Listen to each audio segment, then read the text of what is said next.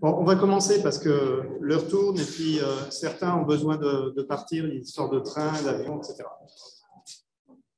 Alors, on va commencer la restitution des ateliers. Je crois que l'atelier 1 est... Est-ce que l'atelier 2...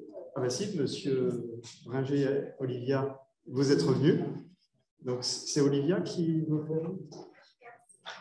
Ah, je t'ai pas vu.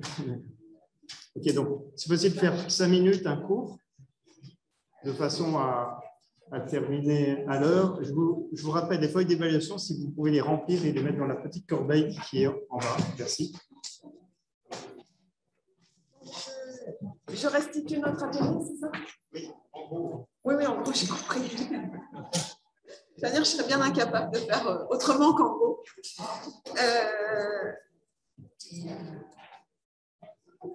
Donc, on s'est entendu sur cette restitution et on s'est dit qu'il y avait deux grands sujets qui avaient été traités, à la fois ce qu'apportait le patient en termes d'authenticité, que ce soit au niveau des rétroactions qu'ils peuvent faire aux étudiants ou au niveau de l'écriture de scénarii. Enfin, on avait plusieurs exemples pour montrer à quel point ils apportaient de l'épaisseur et notamment que avec un objectif que les étudiants soient en capacité d'anticiper les émotions liées aux soins que les patients vivent. Et que ça, c'est peut-être un impensé jusque-là dans la formation, en tout cas pas assez travaillé. Et puis, on a aussi remarqué a posteriori, en revisitant les différentes expériences qui nous avaient été rapportées, on a réalisé qu'en fait, la place de chacun, que ce soit dans des binômes, des trinômes, ou des fois que c'était 4 personnes qui avaient collaboré ensemble, que la place de chacun, y compris avec le patient, et entre eux, c'était très, très bien trouvé. Les professionnels, les enseignants pouvant parfois, du coup, plus se focaliser sur l'animation et laisser sur certains contenus plus la main aux patients dans l'enseignement.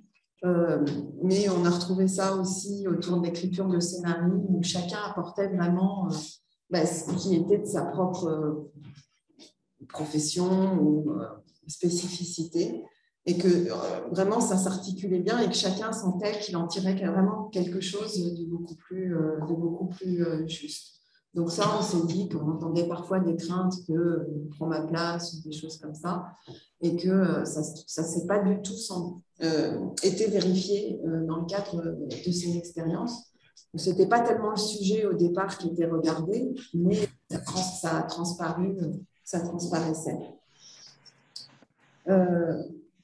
Donc voilà, et puis sinon les expériences étaient très diverses, ça allait vraiment faire de la rétroaction aux étudiants après des touchés ou vraiment collaborer à une construction d'enseignement.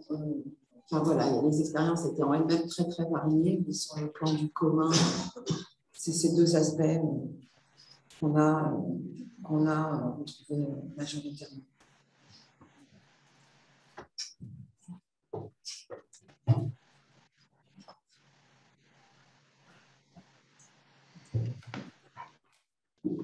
Bien, groupe 2, intégration, en 4 points.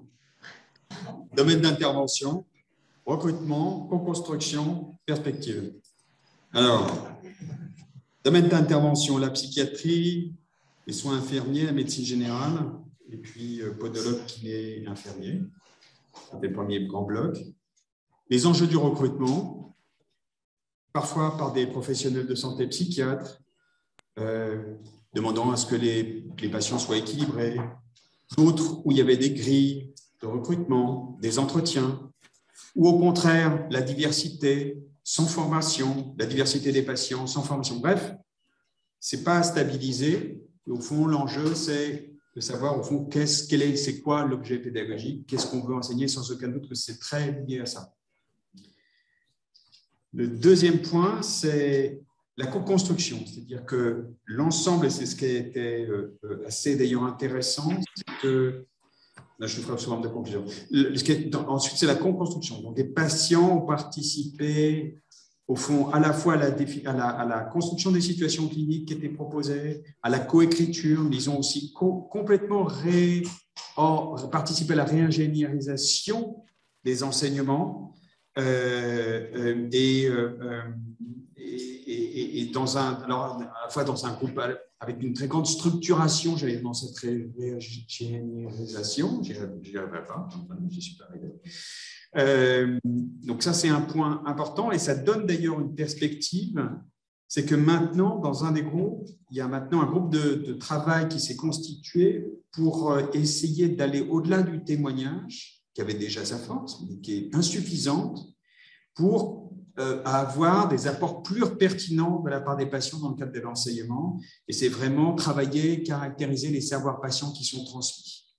Donc, il y a cet enjeu-là qui devient assez intéressant. Avec un point qui est noté, c'est que notamment, eh bien, l'émotion qui a été évoquée, qui était vue comme plutôt négative à un moment donné par une des présentations, a été considérée comme ayant une valeur pédagogique essentielle dans le travail auprès des étudiants.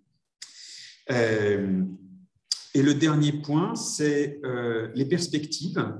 Eh bien, les perspectives, c'est la coévaluation nécessaire pour les étudiants, que les patients participent à la gouvernance et qu'il y ait et de saisir toute opportunité pour intégrer les patients. J'ai oublié un truc aussi dans le cadre des enseignements, c'est qu'il y a la participation des patients, ça augmente de manière extrêmement intense l'interactivité. Et alors, je passe très vite, etc., parce qu'on sait maintenant, l'apport patient, le vécu patient est essentiel, il est un élément, évidemment, de la pédagogie essentiel pour les étudiants. Un des points qui a été noté, le grand effort de l'ensemble des présentations, c'est qu'elles ont toutes fait une analyse fin levier avec cette idée de vouloir progresser dans leur démarche pédagogique. Merci.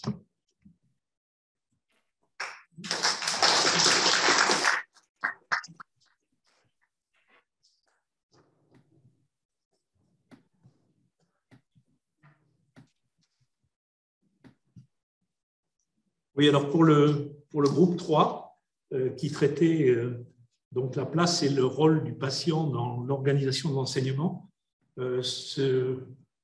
cet atelier s'est déroulé en 2 temps. Un premier temps, puis chaque fois, il y a eu un temps d'échange long. Je pense que c'est à peu près la même chose pour tout le monde.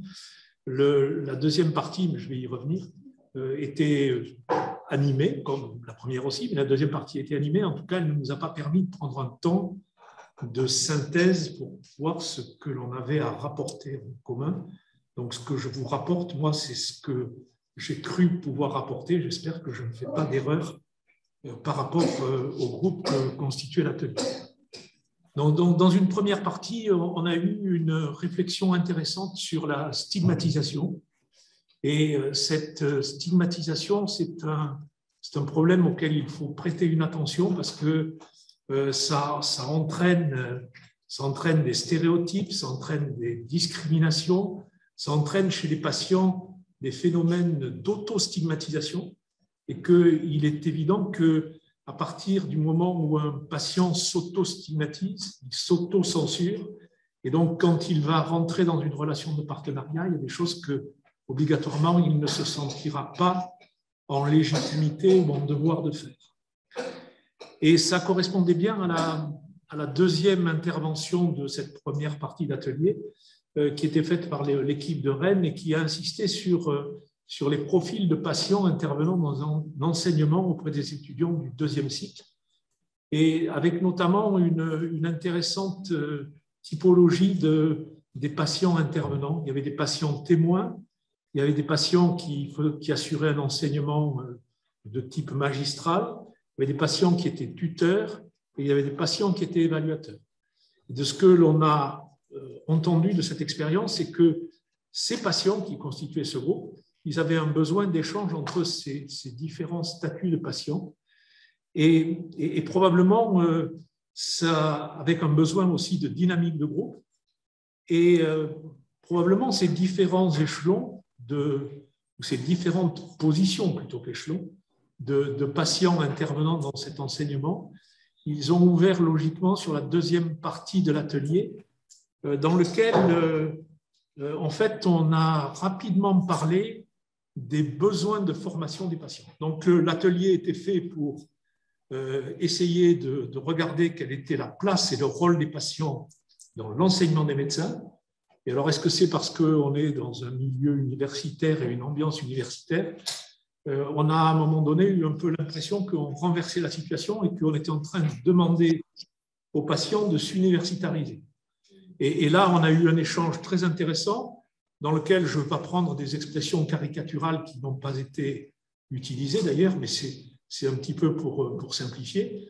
Est-ce qu'on a besoin de patients qui exposent ce qu'ils ont à exposer, ou est-ce qu'on a besoin de patients qui ont un bac+12 pour dire « je suis patient formé devant telle ou telle situation ». Et je pense que finalement, dans un échange qui parfois était assez nourri, je pense que moi j'ai entendu des rapprochements entre ces deux positions, dans la mesure où les patients qui revendiquent le fait d'être des patients témoignant de ce qu'ils sont, avec les mots avec lesquels ils ont à le dire et à exprimer ce retour d'expérience, ils exprimaient aussi en même temps la nécessité d'avoir une certaine connaissance de l'écosystème dans lequel ils rentraient, c'est-à-dire cet enseignement délivré à des professionnels de santé pour qu'ils se positionnent un petit peu par rapport à cet enseignement. Et ce positionnement est d'autant plus important que, et si je puis dire, est spécialisé la position qu'ils doivent y prendre en tant que patients. Et je crois qu'on a réévoqué ça, et probablement c'est une perspective sur des réunions de travail à poursuivre, c'est qu'il faut se méfier de la globalisation des objectifs. Quelqu'un dans le groupe a justement expliqué que, et d'ailleurs ça a été montré par des études anglaises qui ne datent pas d'aujourd'hui, qu'il y a différents niveaux dans la position du patient qui a à faire un retour d'expérience. Et pour faire simple, si vous voulez, le patient qui a montré sa cicatrice et dans quoi elle le gêne, il n'a pas besoin du même niveau de formation que le patient qui est impliqué dans un processus de formation de formateur. Voilà. Et je pense que, enfin, là, je crois pouvoir dire que c'est aussi une préoccupation du groupe, c'est qu'il faut faire attention à ne pas trop globaliser et qu'il faut respecter tous ces champs d'action, ces missions diverses et ces objectifs divers que peuvent être ceux du patient. Un patient, l'instance a été citée, un patient qui est en comité technique paritaire ou un patient qui est en comité de protection des personnes, il a forcément, à ce moment-là, des besoins de formation qui sont spécifiques à cette fonction de représentation. Mais je crois qu'il faut faire attention, on sortait là du cadre, me semble-t-il, de la place et le rôle du patient dans l'enseignement médical, surtout si on s'adresse à sa phase initiale et surtout si on s'adresse à la première phase, sa phase initiale. Je vous remercie.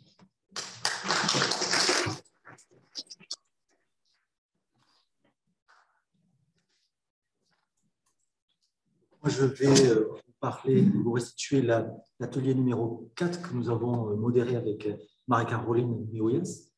Et donc, je fais le porte-parole du retour qu'on a formalisé. Il faut dire qu'effectivement, on a eu 4 communications, on a vu un certain nombre de dispositifs de formation et d'implication des patients partenaires dans les écos, dans l'accompagnement de thèse, au sein de la simulation, en temps de Covid ou en présentiel. Et ce qu'on a souhaité vous restituer avec Marie-Caroline, c'est plutôt la teneur du débat, qui ont été effectivement très, très nourris. Et il nous semble que, et je vais rejoindre Jean-Michel Drouel, il semble que les questions de la professionnalisation sont quand même très présentes. Par contre, je vais peut-être définir ce mot de professionnalisation. On a pris au sens de Bourdoncle, qui identifie 5 piliers dans cette notion de professionnalisation. Alors, de manière évidente, on y met la rémunération, les indemnités, au moins les frais kilométriques, Donc, c'est un premier point. Et là, il y a une forme voire le bénévolat aussi, qui est une forme de rétribution choisie, et qu'à un moment donné, se pose cette question de la rémunération et de l'indemnisation. Un deuxième point, c'est la reconnaissance. À un moment donné, que l'institution puisse reconnaître le rôle et l'apport des patients partenaires formateurs ou enseignants. Également celui des compétences que amène ce patient partenaire formateur. Je vais aller sur le quatrième pilier, c'est son statut au sein d'une faculté ou autre. Et un autre point qui est lié à la compétence, et c'est le cinquième point, c'est la formation. Et là, il y a eu un vrai débat. Et là, effectivement, entre ceux qui disent il faut que le patient soit frais, ou est-ce qu'il doit être universitarisé. Et donc, il y a eu une tension constructive.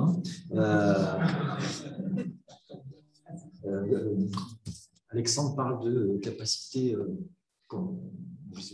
conflictuelle, quelque chose comme ça.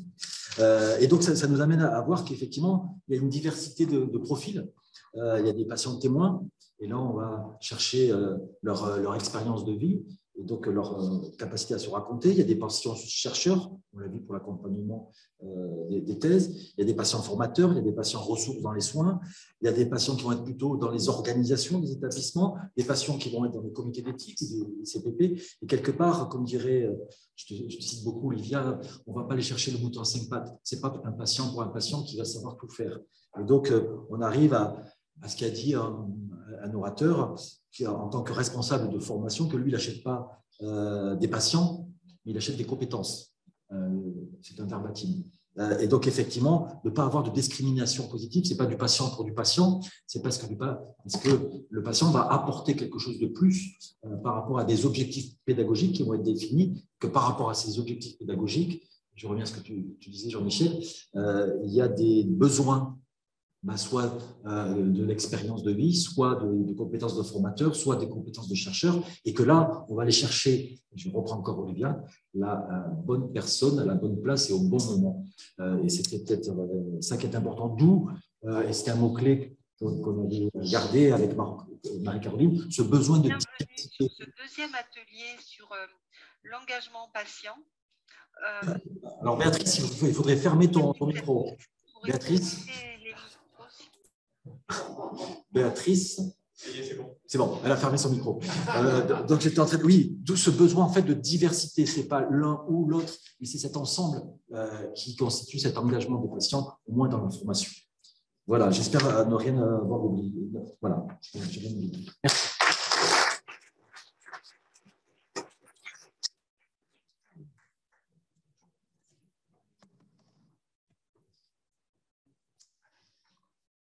Bien, pour notre cinquième atelier et dernier atelier, et on vient le meilleur pour la fin, évidemment.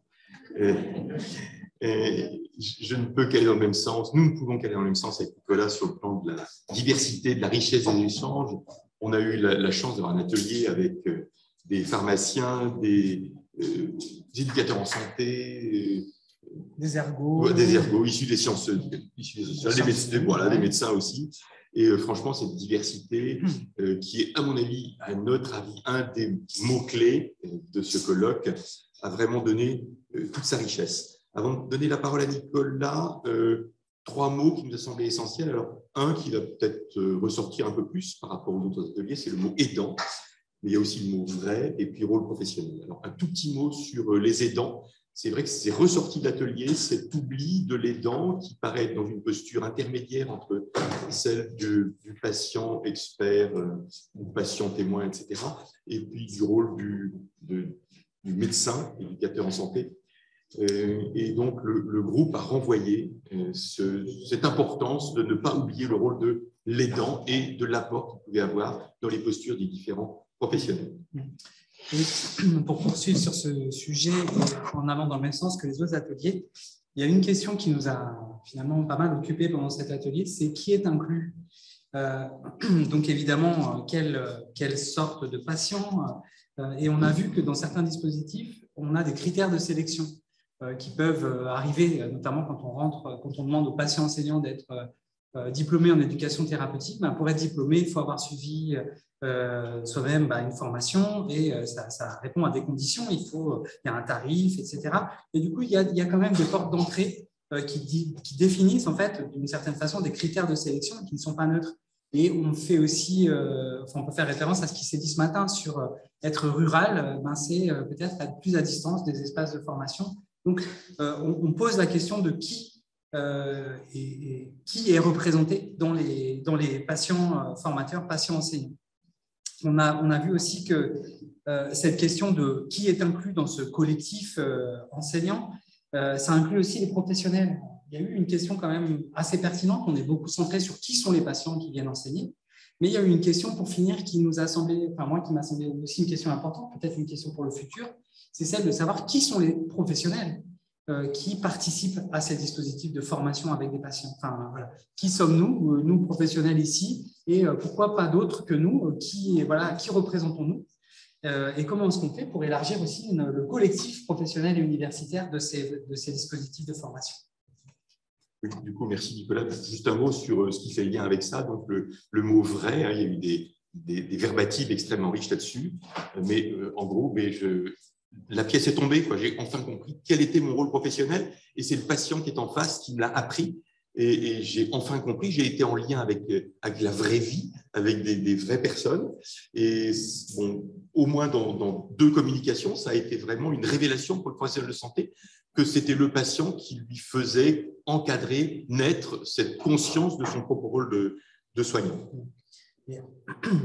Sur ce point-là, on a eu aussi les mots de fraîcheur, qui était un mot employé dans un autre, de naïveté. Voilà, est-ce qu'il faut des patients qui sont naïfs, plus ou moins naïfs, etc. Et on a tourné autour du pot, autour de cette question-là, elle est un petit peu délicate. Qu'est-ce qu'on entend par là finalement ? Derrière, il y a cette question d'authenticité. Est-ce que l'authenticité, c'est une propriété des intervenants ? Est-ce qu'il y a des intervenants qui sont plus authentiques que d'autres ? Ou alors, est-ce que c'est une propriété plutôt du cadre dans lequel on se rencontre ?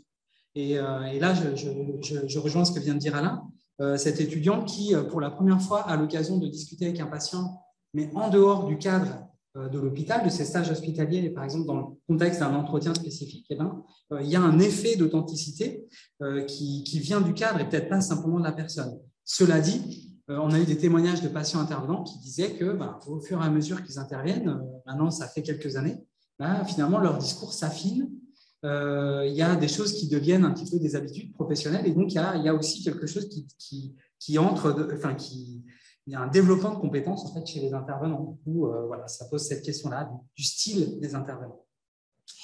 Voilà, sortir du cadre, moi c'est aussi ce que je ressens tout simplement en échangeant ici. Quand Thomas prend la parole, par exemple, bon, évidemment, nous participons tous comme médecins à des tas de colloques ou congrès universitaires qui sont certes extrêmement encadrés, parfois même un peu compassés, il faut bien le dire. Et moi, ce que j'entends ici, c'est aussi ce que on a parlé de fraîcheur. Il y a aussi cette spontanéité, cette fraîcheur qui nous aide, nous autres médecins enseignants, à sortir du cadre. Et franchement, c'est une valeur ajoutée, j'ai envie de dire vraie valeur ajoutée à ces colloques. Et c'est pour ça que je voulais vous dire merci.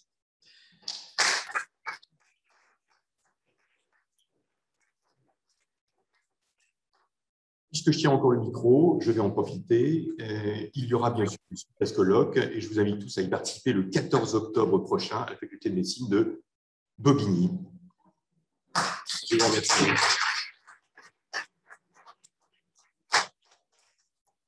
Merci Alain de prendre la suite. Donc vraiment, merci de votre participation. Cette journée a été très riche et intense. Je suppose que vous êtes un peu fatigué et la tête pleine. Juste pour vous dire que la cause de l'enseignement avec des patients, elle est entendue. La question, c'est plutôt comment faire au mieux. C'est l'efficience, mais c'est clair que c'était utile. Vous aurez des enregistrements de tout ce qui a été dit par les liens Zoom. Donc, on va vous les envoyer. Également, pour ceux qui n'ont pas pu remplir la feuille d'évaluation, on va vous l'envoyer lundi. Et puis enfin aussi, j'ai oublié de dire, parmi les merci de ce matin, merci à France Santé qui a facilité l'inscription gratuite de patients et la moitié des personnes présentes en distance et en présence étaient des patients et des étudiants. Voilà. Merci à tous et bon retour chez vous.